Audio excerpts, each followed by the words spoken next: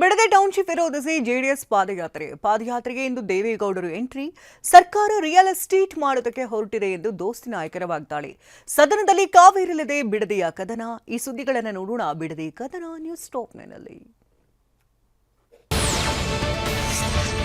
Bidadi township ಯೋಜನೆ ರದ್ದುಗೊಳಿಸುವಂತೆ ಒತ್ತಾಯಿಸಿ JDS ಹಾಗೂ ಬಿಜೆಪಿ ವತಿಯಿಂದ ಬಿಡದಿಯಿಂದ ಬೆಂಗಳೂರಿಗೆ ಪಾದಯಾತ್ರೆ ನಡೆಸಲಾಗಿತ್ತು.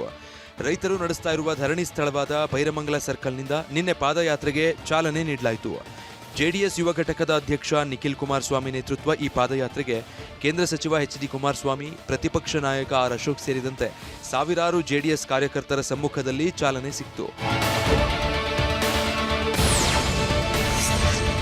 ನಮ್ಮ ಭೂಮಿ ನಮ್ಮ ಹಕ್ಕು ಹೆಸರಿನಡಿ ಬಿಡದಿಯ ಬೈರಮಂಗಲದಿಂದ ಆರಂಭ ಆಗಿರುವ ಪಾದಯಾತ್ರೆ 3 ದಿನ ನಡೆಯಲಿದೆ. ಆಗಸ್ಟ್ 11ರಂದು ಫ್ರೀಡಂ ಪಾರ್ಕ್ಗೆ ತಲುಪಲಿರುವ ಈ ಯಾತ್ರೆಗೆ ಬಿಜೆಪಿ ಕೂಡ ಸಾಥ್ ನೀಡಿದೆ. ಪಾದಯಾತ್ರೆಯಲ್ಲಿ ಬಿಜೆಪಿ, ಜೆಡಿಎಸ್ ಮತ್ತು ಸಾವಿರಾರು ರೈತರು ಭಾಗಿಯಾಗಿದ್ದು ನಿನ್ನೆ 7 ಕಿಲೋಮೀಟರ್ ಪಾದಯಾತ್ರೆ ಮಾಡಿದ್ದಾರೆ. ಪಾದಯಾತ್ರೆಗೆ ಚಾಲನೆ ನೀಡಿ ಸರ್ಕಾರದ ವಿರುದ್ಧ ಅಬ್ಬರಿಸಿದ ಎಚ್.ಡಿ.ಕೆ, ಆರ್. ಅಶೋಕ್ ಮತ್ತು ನಿಖಿಲ್ ಕುಮಾರಸ್ವಾಮಿ, ಇದು ನಮ್ಮ ಯೋಜನೆಯಲ್ಲ, ನಾವು ಆರಂಭಿಸಿಲ್ಲ, ಈಗಿನ ಸರ್ಕಾರ ರಿಯಲ್ ಎಸ್ಟೇಟ್ ಮಾಡಲು ಹೊರಟಿದೆ ಅಂತ ಆರೋಪಿಸಿದ್ರು.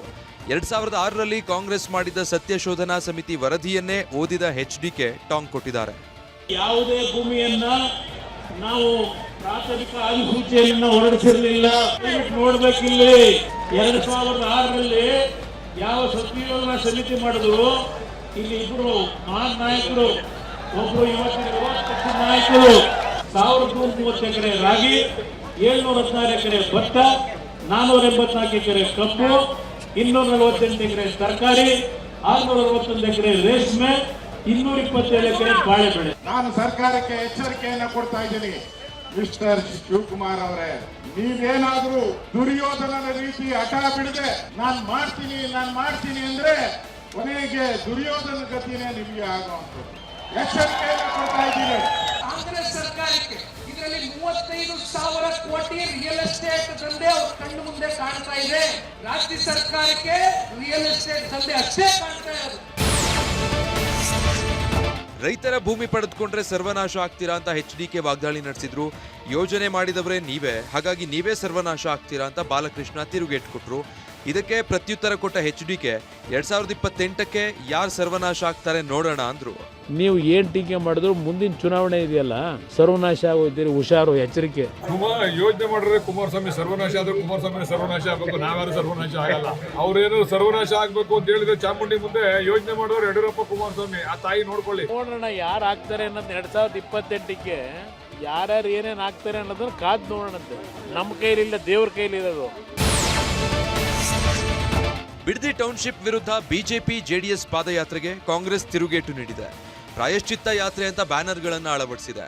ಆದರೆ ಇದಕ್ಕೆ ಕುಮಾರಸ್ವಾಮಿ ಟಾಂಗ್ ಕೊಟ್ಟಿದ್ದು, ಸರ್ಕಾರ ಬಂದಿರೋದಕ್ಕೆ ಇದು ರೈತರ ಪ್ರಾಯಶ್ಚಿತ್ತ ಯಾತ್ರೆನೆ ಅಂತ ಹೇಳಿದ್ದಾರೆ.